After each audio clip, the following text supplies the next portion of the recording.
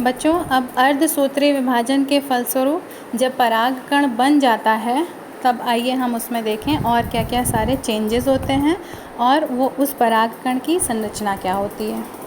यहाँ पर आपको दिख रहा होगा, परागकण का चित्र भी दिख रहा है और परागकण के विषय में भी मैं आपको बता देती हूँ कि परागकण को ही हम कहते हैं नर युग्मकोद्भव। ठीक है, नर मतलब ये मेल प्लांट को आगे जाकर यही जो है उसको आगे डिफ़ाइन करेगा या उसको बताएगा।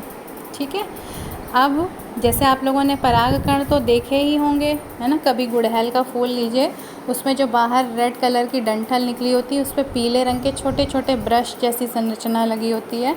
उसको जब आप छूते हैं तो आपके हाथ में पीला पीला सा कुछ पाउडर जैसा आता है, तो वही पाउडर जो आता है वो परागकण होते हैं। ठीक है, अब अगर हम इसकी डिटेल स्टडी करना चाहें तो उसको हम माइक्रोस्कोप के द्वारा कर सकते हैं। और इसमें हमें क्या दिखाई पड़ेगा, जब हम इसको माइक्रोस्कोप से देखते हैं तो हमें समझ में आता है कि इनका आकार जो है वो गोल होता है ना। कभी कभी गोल भी होता है, उसमें कभी कभी कांटे जैसी संरचना भी निकली हुई होती है ना। और ये आप देखिए सबसे ऊपर वाला जो ये चित्र है, ये है ना, इसमें क्या है, ये इसको हम कहते हैं लघु बीजाणु। यही लघु बीजाणु बाद में अंदर देखिए, इसका ये एक न्यूक्लियस आपको रेड कलर का दिख रहा है। अब यही न्यूक्लियस बाद में चल के ये देखो बच्चों, यहाँ पर डिवीज़न हो रहा है ना, विभाजन हो रहा है। अब इसी विभाजन के बाद ये 1 से 2 में चेंज हो गया। ठीक है, पहले ये जो आपको दिख रहा है, ये देखो बच्चों, यहाँ पर ये वाली जो संरचना है, इसी को हम परागकण कहते हैं। जो ऊपर आपने देखा वो लघु बीजाणु है। उस लघु बीजाणु में जब समसूत्री विभाजन हो जाता है तो उसमें हमको 2 केंद्रक मिल जाते हैं, और वो 2 केंद्रक जो हैं, 2 केंद्रक युक्त जो कोशिका होती है उसको हम क्या कहते हैं, परागकण। अब जो ये ऊपर आपको बड़ी सी कोशिका दिख रही है, इसको कायिक कोशिका कहते हैं या वेजिटेटिव सेल, और जो नीचे आपको छोटी सी दिख रही है इसको हम क्या कहते हैं, जर्मिनल सेल या जनन कोशिका। ठीक है बच्चों, अब आगे हम इसका स्ट्रक्चर देखते हैं, क्या संरचना है। परागकण जो है उसका व्यास लगभग 25 से 50 माइक्रोमीटर होता है, और इसकी जो ये 2 परतों से मिलकर बना होता है। जो बाहरी परत होती है वो बहुत ही सख्त होती है, बहुत कठोर होती है।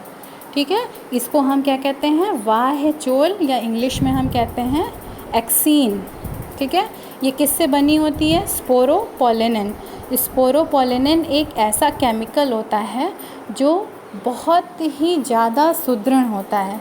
इस पर कोई भी केमिकल जो है वो असर नहीं डाल सकता है, कोई एंजाइम इसको गला नहीं सकता है।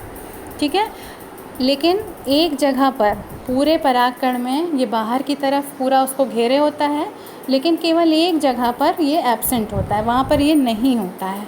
जिस जगह पर ये नहीं होता वहीं से, उस जगह से ही छिद्र बनता है और वहीं से ये परागकण अंकुरित होकर एक नलिका निकालता है।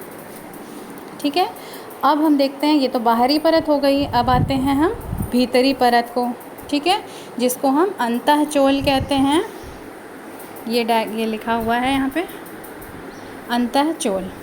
ठीक है, अंतःचोल को हम इंग्लिश में इंटीन कहते हैं। ठीक है, बाह्य चोल को एक्सीन और अंतःचोल को इंटीन कहते हैं। और ये जो है पतली परत होती है, सेलुलोज और पेक्टिन से बनी होती है।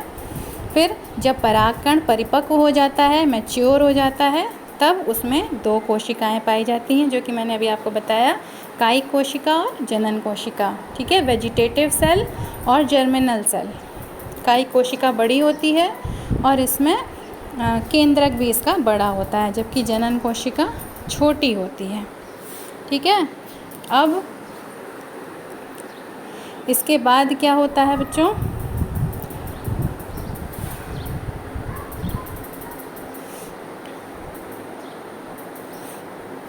लगभग 60% से अधिक आवृत बीजी पौधों के परागकण इस 2 कोशिकीय चरण में झड़ते हैं या संगलित होते हैं।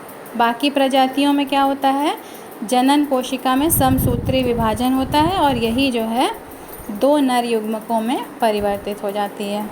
आपको मैं और थोड़ा सा समझा देती हूँ कि ये जो कायिक कोशिका है, कहने का मतलब ये है कि जो कायिक कोशिका है ये एक समय के बाद विलुप्त हो जाती है। जो मेन इसकी कोशिका रह जाती है वो होती है जनन कोशिका।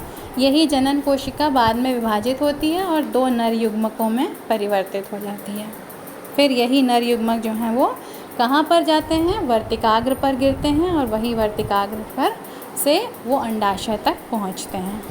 ठीक है, तो बच्चों आज के लिए इतना ही है। इसको आप थोड़ा सा डिटेल में पढ़ेंगे, इसी तरह से समझेंगे अपनी बुक से भी।